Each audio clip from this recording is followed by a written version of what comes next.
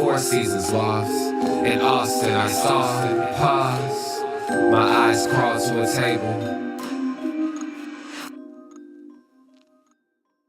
Paralyzed by pairwise dice, then attend to this heaven slice of an angel wrath in skin. Guys and woes of life, love and pride, the good or vibe. What's the meaning of life? One subjective paradise, crystal chandeliers, moments reflected. Often mirrors appear clear, ready from ear to ear. Craving that radiant grain, rekindle the flame. Close as she draws near, stay there. Remove your underwear, shove it somewhere over there. In paradise, we know our purpose. In paradise, we know what our worth is. In paradise, we manifest dreams.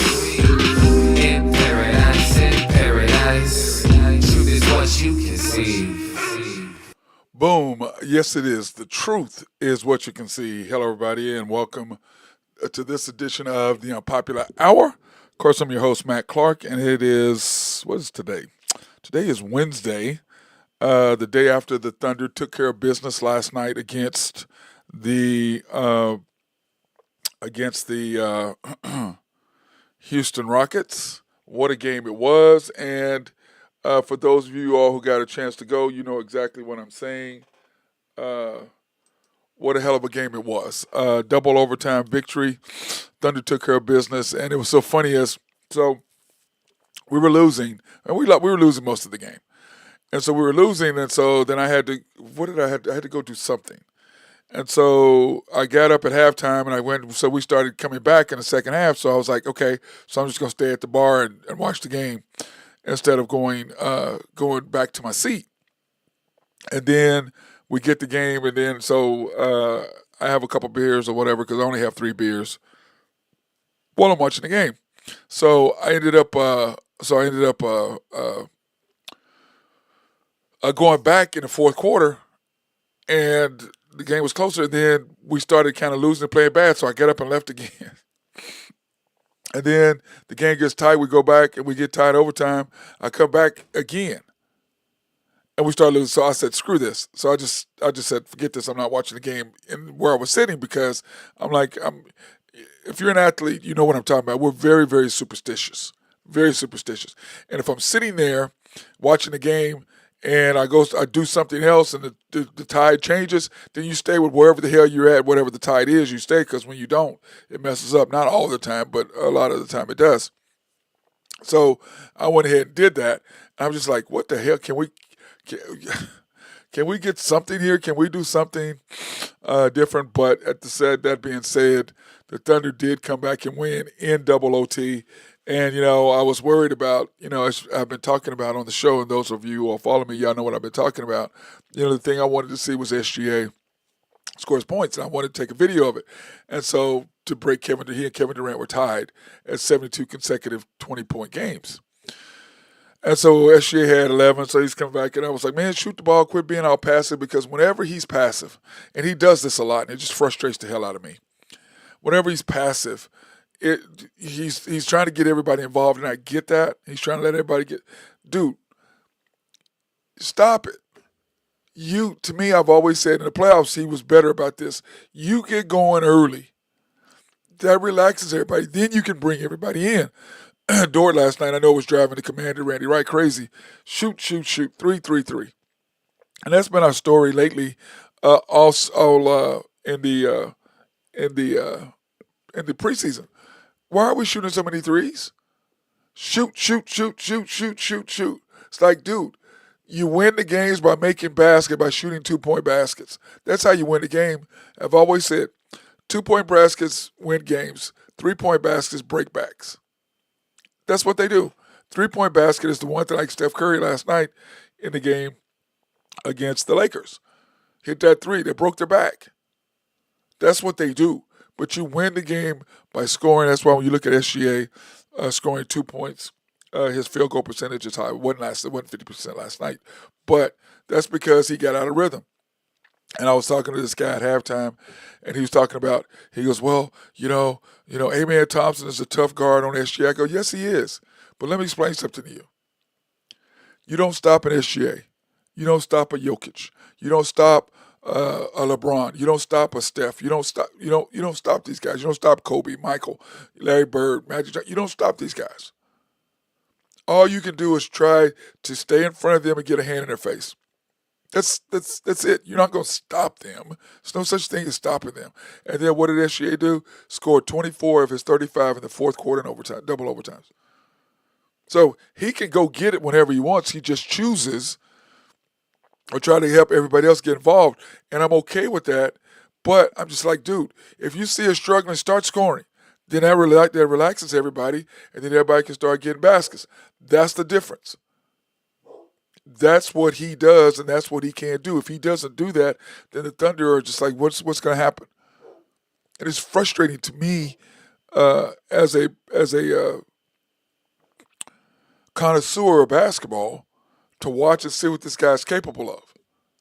I'm just like, bro. I mean, I get it. You're unselfish. I get it. You figure like I'm gonna get mine. But anyway, getting back to the point, he was scoring, and my biggest goal was to score, film him when he's scoring these points. Well, I'm taking notes at the same time, and I did not account for taking notes and doing all that at one time and trying to video. And so he gets 19, and I went to video, and there was a stoppage in play because he got fouled. I thought, okay, but I didn't quite get the video, and I was looking at it. They take the ball out of bounds. I said, oh, taking the ball out of bounds. So I clear my video. As I put it up, he shoots. And I missed it. And the whole point was me to watch that to be able to get that 20. But that was my whole goal, was to get that in. And I did not get a chance to. Was not happy about that whatsoever. I was not happy. Because that was my whole goal, was to film him scoring his 19th and 21st point to break the record, to highlight that. So I got to post it on social media, but it wasn't the same. I wanted to video it in order to do it, but I didn't have anybody there with me to help me video and do it all at the same time. So that had a lot to do with it, because I could have had, somebody there videoing that for me while I was doing my other thing, and, knowing what, being on the same page. But it ended up working out okay. He got the record, and we scored, and we won. So double overtime, Thunder now 1-0. 125, 124. What's up? What's up, Angel? Hi. Last night's game was crazy, wasn't it? It was absolutely insane. Double overtime, and they had us beat the whole time, Angel. They had us beat the whole game. They had us beat. I mean, KD was dealing, and then SGA decided to do what SGA does and just take over the damn game. Rockets 11 for 39, us 13 for 52. I'm not a fan of 52 threes. Why the hell are we shooting 52 threes? I just don't like it. I tell you, anytime we're shooting that many, we usually lose. We need to be about 35 threes a game, 35 to 40 threes. That's as maximum as we should be. But for whatever reason, this year we've decided we're going to shoot a bunch of threes, and we're not very good at it. We're not very good at it. They shot 44.3. We shot 44.2. They out-rebounded us 51 to 39. Pips points in the paint. We were at 50. They were at 44. Of course, we had our usual 11 to 12. We only averaged 11 turnovers last year a game. We were at 12. And then, of course, they turned it over 24 times at the end, which made the difference because they did not have Van Fleet. They did not have a point guard, and Van Fleet is their point guard. And I think that's something that they will have to address at some point. Thunder outscored, our bench outscored them 38 to 24. And then when you look at the box score from last night, iHeart. I thought that, iHeart, I liked the fact that he did shoot a three. And I was arguing with my guy Nathan Taylor last night on After the Storm, our OKC Thunder postgame show. And I was arguing with him about it. He doesn't want him shooting. I was like, I need for him to shoot the ball. Whether he misses or not is irrelevant. He's got to be able to, because they back so far off of him that it clogs up the middle. He has to at least be somewhat of a shooter. If you're at least somewhat of a shooter, they think you are going to shoot, and if you make a couple, that's going to be great. That's something he needs to improve in his game. For whatever reason, he hasn't. I don't get that. Dude, you need to be, I know you work on your floater, and that's great, but you still were 2 for 5, 6 points, but you did have 9 rebounds, 5 assists, 1 steal. So he was proficient in that. He did foul out. Chet fouled out last night. They both fouled. Both our bigs fouled out. Jay Will came in and played pretty good, I thought, last night in a nice role that he came in last night. But when you look at what the Thunder were doing, when you look at Ihart, he had 6 offensive rebounds.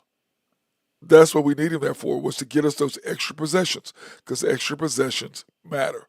Chet last night, 39 minutes, 28 points, 7 rebounds, only 2 offensive rebounds, but 5 defensive rebounds, which is what we need. We need defensive rebounds. 2 assists, and here's the thing: 4 for 4 from the line, which I liked.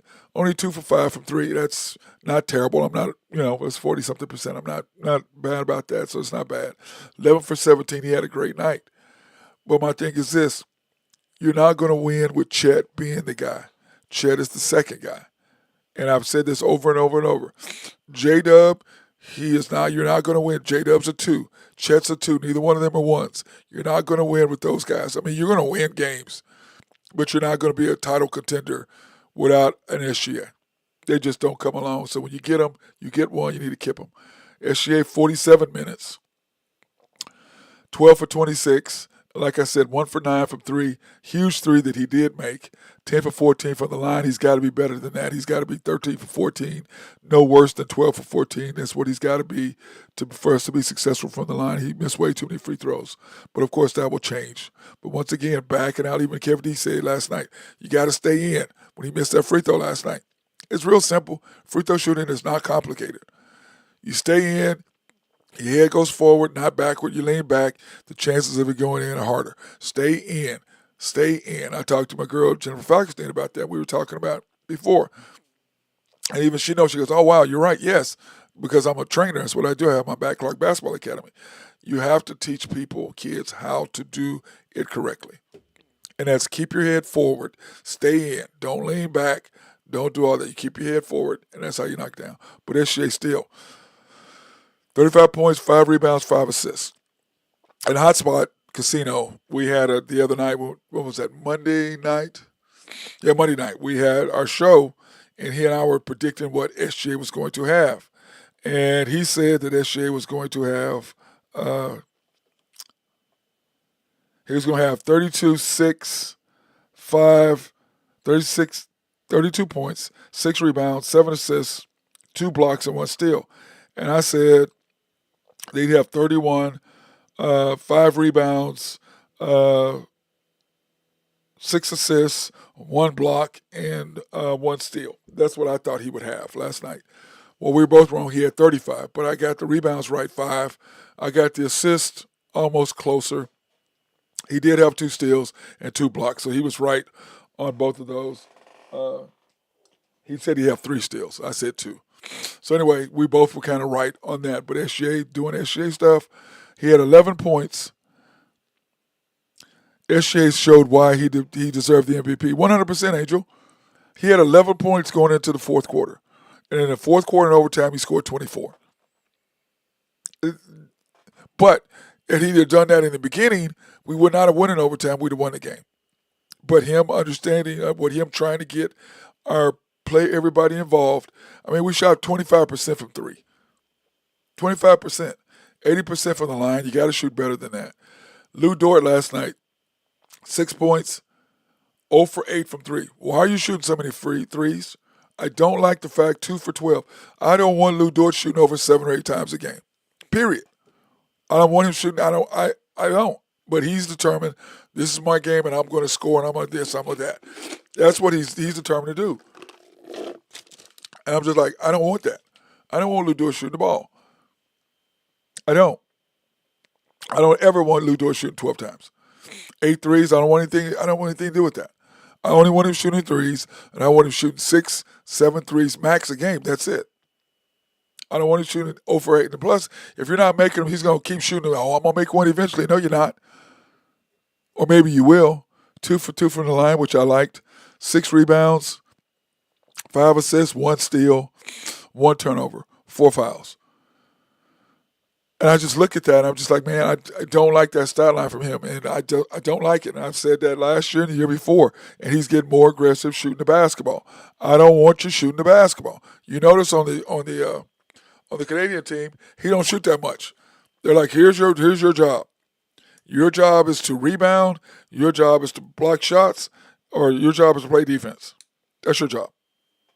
Your job, we don't need you to score, we got people to score. I want you to shoot some threes whenever you're open. I don't want you to force anything. Kaysen took 18 shots last night. He had 14 points, but 5 for 18, 3 for 8, 7 rebounds, 5 assists, 4 steals. The defense is great. Kaysen hasn't been the same in a while. He really has not been the same guy in a while. And that kind of concerns me, and I've said this before. It makes me a little nervous about him not being able to score and do the things that we need him to do. That bothers me a little bit. Jay Will, 18 minutes. By the way, Kaysen played 42 minutes. Jay Will, 13 minutes, 2 points, 0 for 4 from 3, 1 for 5.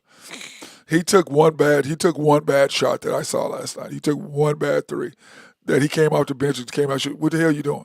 But that's what they want them to do. Is come out and be free. I don't want you doing that. I want you to get into the floor offense. If you're wide open, then fine. But you don't come off the bench all of a sudden just stroking a three with a guy near you. No. Let's move the ball around. You're the third, fourth option. You're not the option number one. Since we come down court, we pass it to you. You shoot. Negatory. That needs to stop. He had no rebounds. 1 assist, 1 steal. No rebounds. He's your backup center. 5 shots, no rebounds. He's your backup center. He's your third team center. No rebounds. Barnheiser, I guess he's the new Jang. I guess that's what he is. Because he plays for 2 minutes. Every time, like when I watched the preseason, he came in, he doesn't match well with SGA. Neither does A.J. Mitchell. Why are you playing A.J. Mitchell and SGA together? They have never worked. We saw that last year. What part of when you see something that doesn't work, you keep trying to do it until it works? Those two do not work together. A.J. Mitchell is great playing off of SGA. He took 12 shots last night, and I get it, but they're both point guards. They both have to have the ball in their hands. I think S.J. Mitchell's understanding that he has to play off SGA and he has to be a shooter. He did go 3 for 6 from 3, granted, but those two don't play together well. But you're kind of stuck in a little deal because if Case is not really shooting the ball well, who is your other guard? A.J. Mitchell does play good defense. He had 2 rebounds, 2 assists, and 1 block. I think I like some A.J. Mitchell a lot, but that bothers me. The rest of them, you have Caruso, you have Wiggins. Caruso, 30 minutes last night, 8 points, 2 for 6. He played really good, I thought. 3 for 9 from the 3. 3 for 9 from the field, 2 for 6 from 3. He took 1 3, and we were talking about on the show last night. Alex, what are you doing? And that's part of my issue with what the Thunder are doing. It's like, why are you? Do they understand what their role is and what they want to be done, or are you just saying you open shoot? I don't like that part of it. I just don't like it. Aaron Wiggins. 4 for 8, nasty dunk last night. It wasn't like posterized and Cliff Capella. Could have been almost, but it didn't quite get there.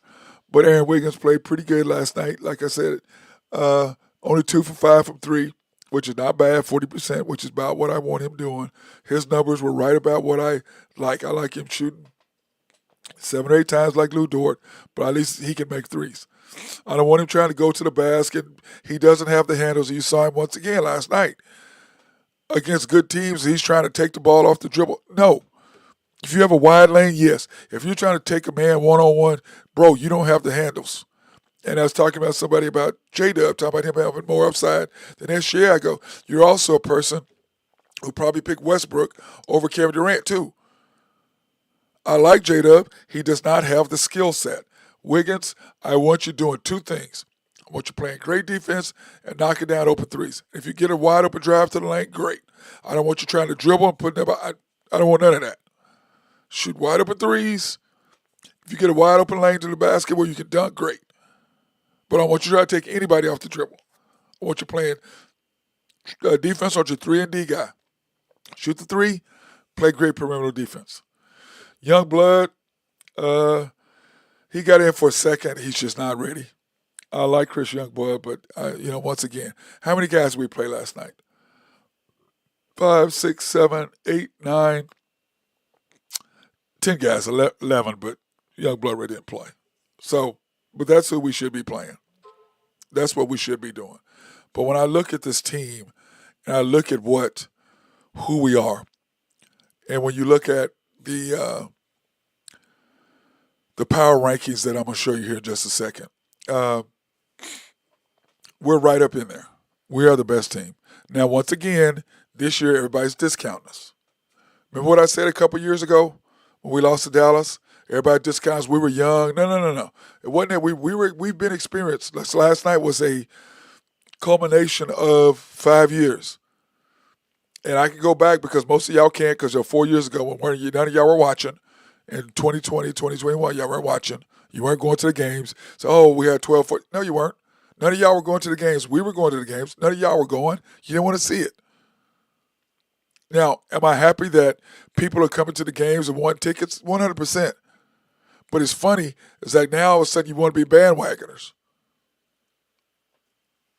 I was watching us when there was 8,000 people in the stands. When we had SGA, Dort, we had just drafted Josh. And about the middle to the end of the season, you could see something change.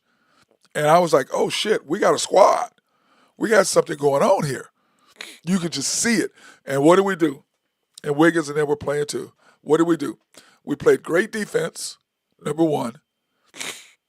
And because we played great defense, that allowed SGA to close the door. So that's how we won.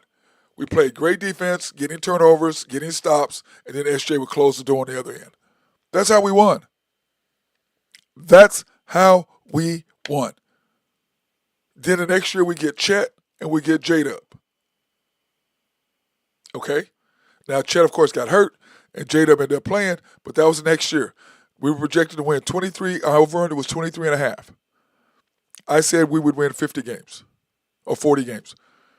We won 40 games. Everybody told me I was nuts. You don't know what the hell you're talking about. I go, the one thing I know is basketball. I know what I see. I'm not going by all your nonsense and all your analyticals. I go by what I see after years and years of watching basketball and playing it at a high level. I know what's going on. We won 40 games. The next year we beat Dallas. Or we played and we got beat by Dallas. But what is the signature thing that's been happening? We've been playing great defense. You put the ball in SJ's hands. You took it out of the coach's hands. He has nothing to do with it. Against Dallas, why are you using your challenge? If he knocks down the three, we're down. We're down one, and then if he makes a free throw, we're down two. You call timeout. We got the ball with 3 seconds left at half court. Down two. They can't foul us, and you challenge the play. Why? All you got to do is ask Jim, did you touch him? And clearly you could see that he hit him on the hand when he shot the ball. Clearly you saw it. You could see it. Why are you calling time? Why are you challenging that play with 2 seconds to go in the game? The worst it can be is what?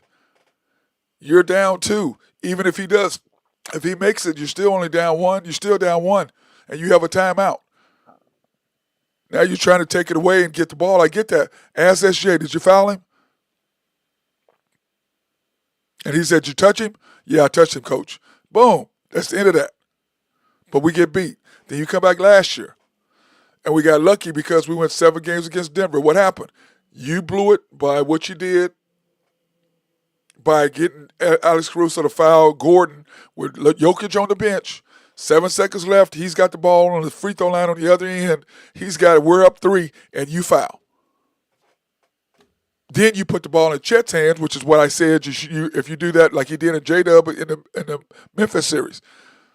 7 seconds left. You run it. They call timeout. You put the ball in J-Dub's hands to shoot free throws. The hell are you doing? Backfire. You do that. Put the ball in Chet's hands. What happened? Backfire. Bro, You put the ball in the SGA's hands at the end of games. Stop trying to coach. Stop trying to. We ain't trying to build no future. We're trying to win right now. But you cost us a game, which cost us to Game 7. You cost us a game in Indianapolis Indiana, the first game. Every time we got to depend on the coach to make a move, he ain't there. Like last night, what are you doing with your lineups? Why is Barnheiser playing? Everybody gets mad at me. It's like, you don't have to be mad at me. Pay attention to what the hell I'm saying. Don't be mad at me. Look at what I'm saying and then come back and tell me I'm wrong. I'll wait. I won't hear from you. Only thing I hear from you is, man, I don't like you no more because now I can't even enjoy the games because now what you were telling me, I'm starting watching and I see it and it makes me mad. Yeah, welcome to my world.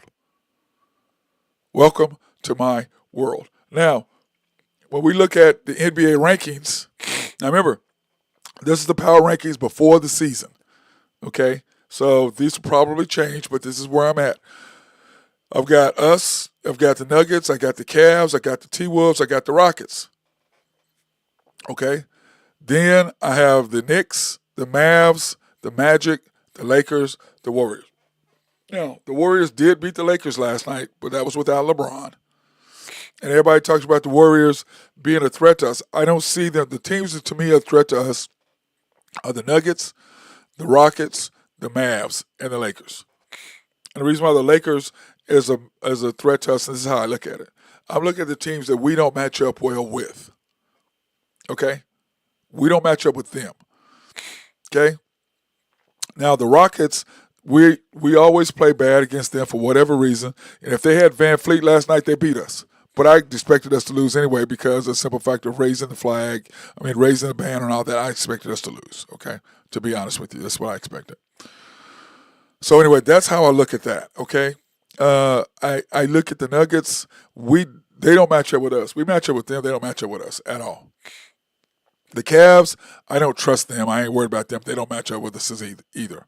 The T-Wolves definitely don't match up with us. The Rockets, they make me nervous. The Knicks, they don't match up with us, so I don't worry about them.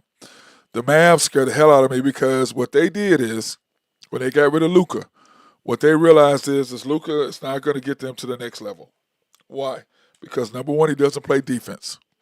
Number two, they realized what Oklahoma City had, the Mavericks weren't ready for. So what did they have to do? They had to match us. So they got rid of Luka and they got 3 perimeter defenders. What do we have? 3 perimeter defenders. We have Dort, Caruso, Kaysen. They have 3 perimeter defenders. Then what do we have inside? We have I Chet, and kind of J. Will, but I Chet. They have KD, Lively, and Gafford. That's what they have inside. Now, they beat us inside because they have more height, more strength, more ability to do things. So they beat us inside. On the perimeter defense with those 3 that they have, with Marshall and those guys, we beat them there with the 3. Well, what we have. And then point guard, we beat them, obviously, because SJ is better than Kyrie because Kyrie's in his 30s. Now, if Kyrie and SJ were still the same age, it's about the same. Kyrie is just a beast. So that's why I look at the Mavs. That's why they scare the hell out of me because we match up with them. In fact, we played them Monday night. I'm trying to figure out how to go to the game Monday night is what I'm working on in Dallas. The Magic, they don't really match up with us, but they're going to be a scary team because of the way they play defense, what they have to offer. They've got now with Desmond Bain out there, they're going to be tough. They're going to be tough. Banchero's an absolute monster. So is Von Wagner. So they're going to be tough. They're going to be very, very tough.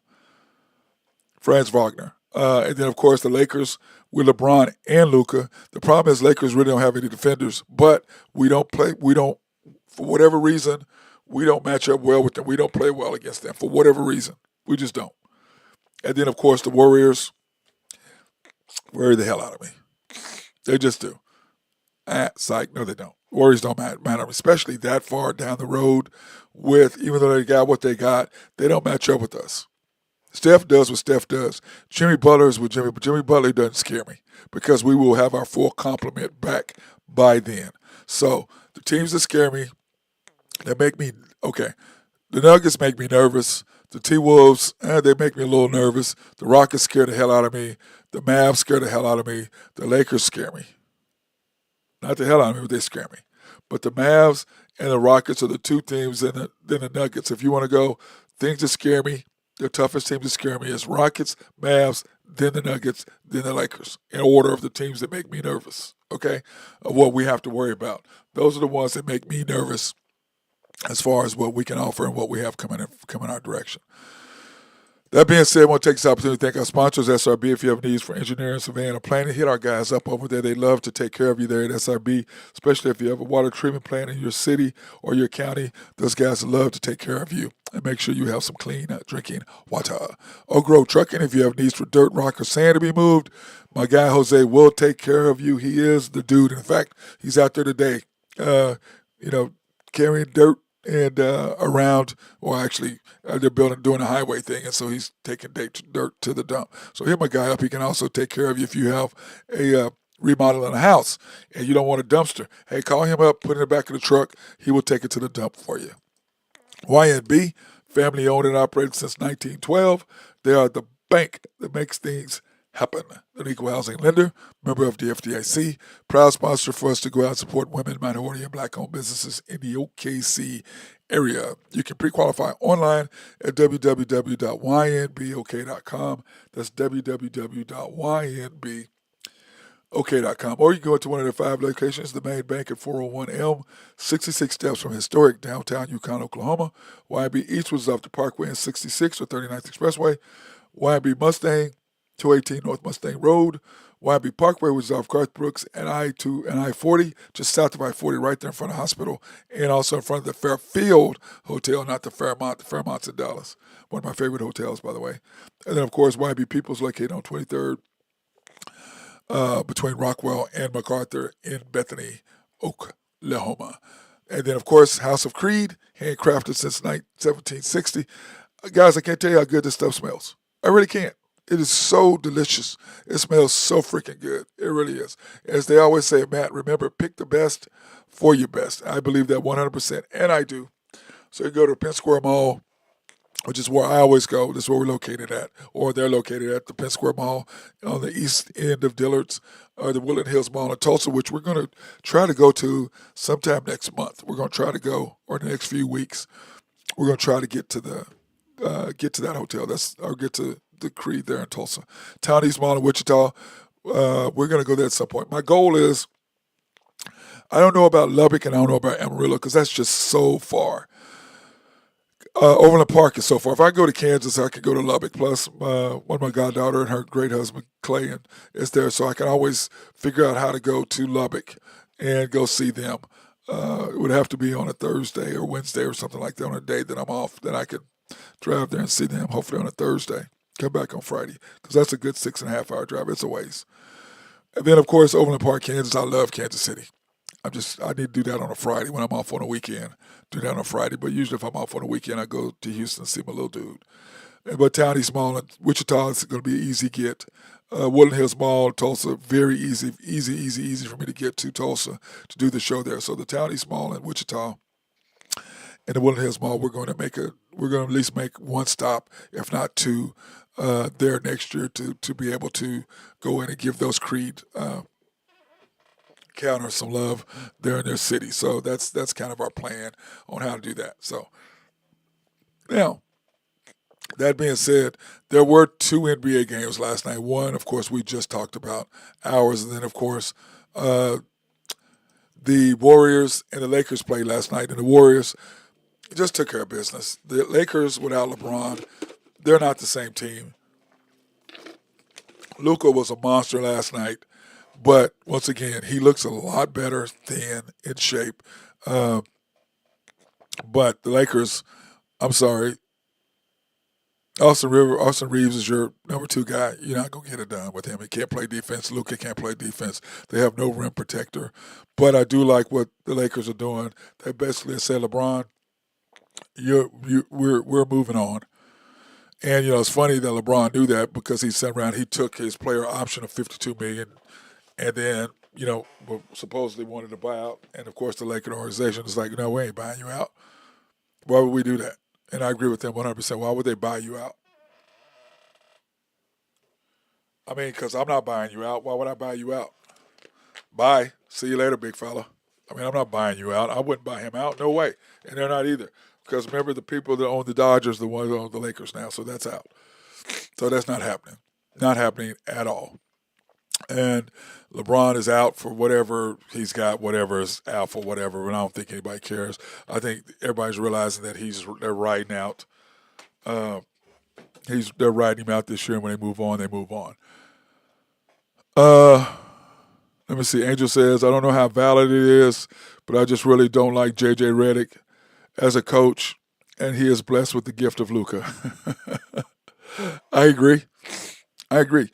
The Lakers have the worst third quarter performances. Why? Because that's when you make changes in the third quarter. You go get to halftime. This is what happened in the first half, and you make the additional changes in the third quarter that you've got to make. He's not good at the Lakers are one of the worst. I think J.J. Redick got the job because of LeBron, let's face it. That's why he got the job. But I can promise you, the ownership now, J.J. Redick would not have been the coach with the ownership they have now. LeBron doesn't get to make calls. And I was listening to someone today, one of the sports shows, and he was talking about how,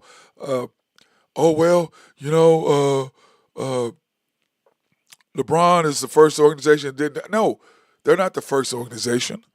That would be the Miami Heat. He joined the Heat because of Wade and Bosh to win.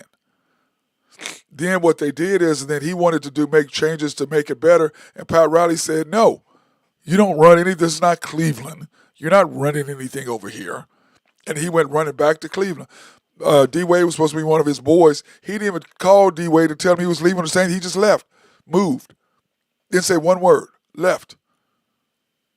Because that's who he is. It's about him. And that's what I said with the Lakers when they went after the bubble. He destroyed the team to add Carmelo and Westbrook. He destroyed the team. And then when it went south, he didn't take credit for adding those guys. Well, you did it, brother. You did it. So, but I'm with you. The new ownership of the Lakers is not going to allow none of that to happen, okay? They're out. He's got a real ownership now. They don't care. Just like Pat Riley didn't care. And what's he going to do? He's going to leave. He took his player option because he knew what was coming down the road. I'm going to get my last $50 million out of this organization. It's his last big paycheck. He knows it. So he went and got the money. And then it was like, oh, I'm going to buy. They're not buying you out. They're going to say, no. We're not going to buy you out so you can go help somebody else. We paid for you. You signed the option in. You're going to stay here and play. If you don't, okay, we're building for the future anyway. You're going after this year, and you know it, we know it. But we're not going to pay, let you get $50 million, pay you out so you go somewhere else and join another team, buy you out so you can join another team and go help them win. Any team, especially one could be against us, it's not happening.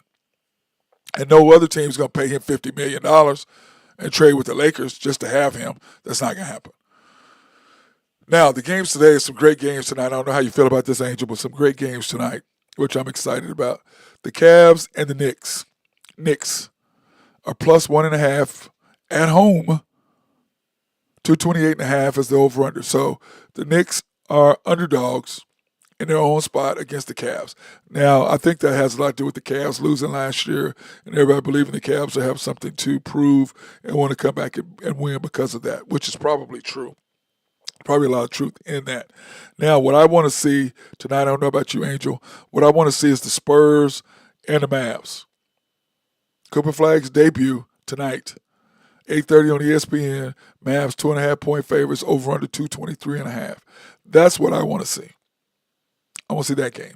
Watch it, see what happens. That's the game I want to see between those two tonight. I think that's going to be a hell of a game between the Spurs and the Mavs. One, watching Cooper. Number two, Wemby's what now, 7'5" or something stupid.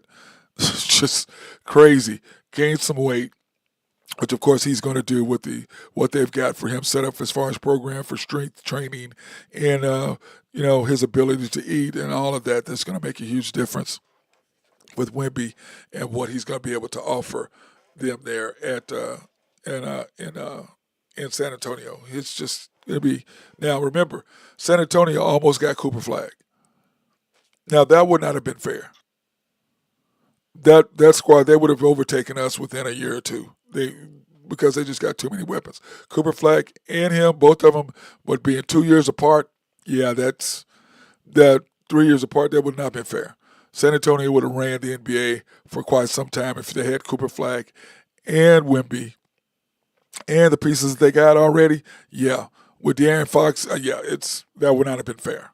They would have us and them would have been head to head, kind of like it was for a little bit there in the early 2000s. It was 2010, 11 in that time frame. So what a great series that would have been between us. But I just think they had too many weapons, and I just think that would have been tough. But that being said, the Mavs to me are still the team that scared the hell out of me. Now, in a couple of years, somebody asked me, why don't you have the Spurs in there? I said, the Spurs aren't ready. They aren't ready to really compete with us yet. In a couple of years, this year they'll be more competitive with us. Next year they'll be scary as hell. Then after that, that's when we have to make some decisions financially on who we want to keep, who we want to get rid of, what the situation is, because at that point, in a couple of years, it's going to be really obvious because of the simple fact with who we have to pay. Now, the salary cap will go up, but that's when SGA, Chet's, and J-Dub's contracts all kick in. So what do you do at that point? I mean, you can't keep everybody because Lou Dort's going to be commanding more money than we can afford to pay him. And somebody will pay him a bunch of money just to get him hell out of our deal, to have him go against Shea. And him and Shea, they're both from Canada, so they know each other really well. And like I said, guys like Shea, they're going to do what they do. Like Kevin Durant, he did what he did with Dort. Dort did a great job trying to stop him, but KD's going to do what KD does. And Dort is a great defender. All you can do is keep the guy in front of you and get a hand in his face. That's all you can do. You really can't do anything to stop those guys. It's just you don't stop them. You just don't. You just absolutely do not do it. So all you can do is just try to keep in front and do what you can do. That's all you can do. You don't stop those guys. They do what they do. Like I said, I was arguing with a guy last night. Bro, there's no stopping. I said, but I understand he's a novice. He doesn't understand, and I get that. I'm like, bro, you don't get it. You don't stop guys like that. Okay? You stop them when they don't want to score, like SGA.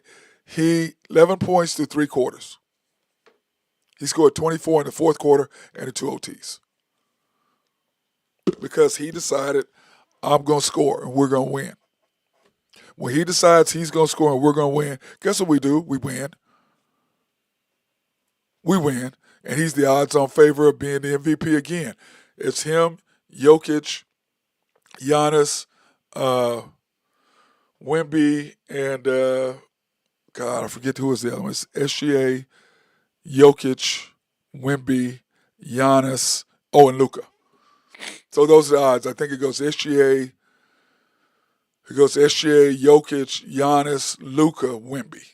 I think that's the odd. That's the odd the way that it goes in order of those 5 who have the highest odds to win the MVP. So I just look at it and I'm like, man, the Thunder have so much. The Thunder have so much to be thankful for, and number 2 is number 1 thing to be thankful for. Now, that being said, how about those damn rings? That you can take it off and you can keep a smaller ring that has all the diamonds and then, of course, has your number on it with all your teammates' number on it. I thought that was pretty cool. And then also, typical Thunder fashion. And it just got 0-0 in the ring, which stands for this is this year. It's 0-0. Nobody's won, nobody's nothing. It's 0-0. Starts all over again fresh, which is the idea of them trying not to live off last year. A reminder to them. Okay? It's 0-0 now. This is a new season. That was last year. 0-0. Let's start again. That's what that 0-0 was for. Because you had how many games you won? What were we, 68-14? Something like that. I think that was right. Yeah, because we ended up being 84-21. So we were 68-14. That's what we were. Which is crazy. Absolutely crazy how we did. We won. We did what we did. It's crazy. It really is crazy. And you got to take your hats off to what these guys accomplished, going 84-21. Insane. Absolutely insane. But so proud of what the Thunder accomplished this year. And when you look at SGA's accolades, and the reason why I say what I say, I want him to be more aggressive, is because of the simple fact. This is why. Here's accolades last year: second most points scored, including the playoffs, 3,172, most since MJ in 92, 93. So what is that? 33 years, 32 years. Oh, it actually was 31 because it was last year. 24, it was 24, 25. So 32 years, he had the second most points scored in a play, including the playoffs. Fourth player to win the MVP, the scoring title, uh, the conference finals MVP, first team All NBA, All Star, and NBA title. And remember, he was the MVP of the whatchamacallit as well. I mean, so think about that. I mean, think about that for a minute. Fourth player to win the MVP, scoring title, conference final MVP, first team All NBA, also made the All Star team, won the NBA title, and was the MVP of the playoffs, of the finals. Need to add that on there. He's MVP of the finals. Those were his accomplishments. That's what we have as a player. That's what you have to be thankful for as far as why we're winning and why I was so frustrated with him last night. It's like, bro, what are you doing? What are you doing? You know what I'm saying? I was so frustrated, and it just gets on my nerves because he is so gifted and he knows it, but he is so unselfish and he tries to get his teammates involved, which is very admirable. But also at the same time, I'm like, bro, that's fine that you're trying to get your teammates involved. I get that, but at the same time, it's we need you to we need you to perform. We need you to go off. We need you to perform. We need you to lead these guys. We need you to make sure that everybody understands what the situation is. And then, of course, he had 10 straight 30-point home playoff games, which breaks Wilt Chamberlain's record. Okay? He had 12 Finals MVP. There you go. He had 12 30-point and 5 assist games in the playoffs, which breaks a tie between Michael Jordan and LeBron. He had 72 consecutive 20-point games, which ties to KD, which he broke last night. And Michael Jordan and SGA are the only players to average 30 points and shoot 50% for 3 straight years. Only players to average 30 points and shoot 50% for 3 straight years. That's who you have as your best player. And that's why when people give me that nonsense about J-Dub having more upside than SGA, you're out your damn mind. What are you leaking at? What are you talking about? That's not happening. I know they're like, well, look at J-Dub this year. I said, J-Dub made the All-Star game, number one, because is he one of the top 24 players in the league? Nobody's going to say yes, he is, because he's not. But you can't have the best record in the league and only have one player on an All-Star team. That's what that was, number one.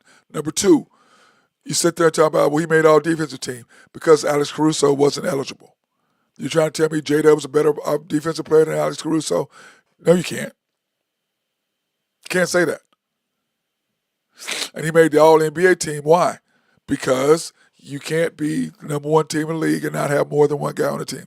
Look at Cleveland. They had 3 on All-Star. They had 3. 3. So I'm not listening to the nonsense that people are trying to throw out there. I'm like, you guys shut up. Y'all don't know what the hell y'all talking about. I'm out. I don't want to listen to anything y'all are saying because I don't. It's stupid. It's stupid. I'm done on that. So anyway, that being said, that's all I have for today. Tomorrow, we have some great games tonight. Like I said, 8:30 at night, I will be watching Wemby and Cooper Flag go at each other. Then tomorrow night, the Thunder play on TV again, which is kind of nice. The first 2 of the first 3 nights, the Thunder on national TV, on NBC last night and on ESPN tomorrow. That says a lot as far as the respect that we're getting from television, who are now going, hey, you got one of the best players in the league, let's promote him. So that's what's happening with the Thunder. They're the new upcoming team. So, but I do agree with the guy today that said that why last night should have had Cooper Flag. Last night should have been Cooper Flag and Wimby playing last night after us instead of tonight. And I said, well, I can't agree with that. Yes, I'm super excited for these games too, Angel. I said, I see what you're saying, but to have the new team, the Lakers, to have the Lakers and LeBron and Steph, you still got to hold on to that. Even though it's time for them to move on, you still got to hold because they run ratings. People want to see them, and they play for the Lakers. Now, if LeBron was playing for the Cavs or not or somebody like that, then yeah, no, he doesn't be on against the Warriors. But because he's with the big brand, the Lakers, he didn't even play. They didn't know that when they did the schedule. So the second night you have the two young stars. First night you have the best young team, us. You have the two veterans last night. And then tonight you have the Cavs and the Knicks. Knicks, of course, is New York City, big market. And then you have, which is two of the top 3-4 teams in the East. And then you do what?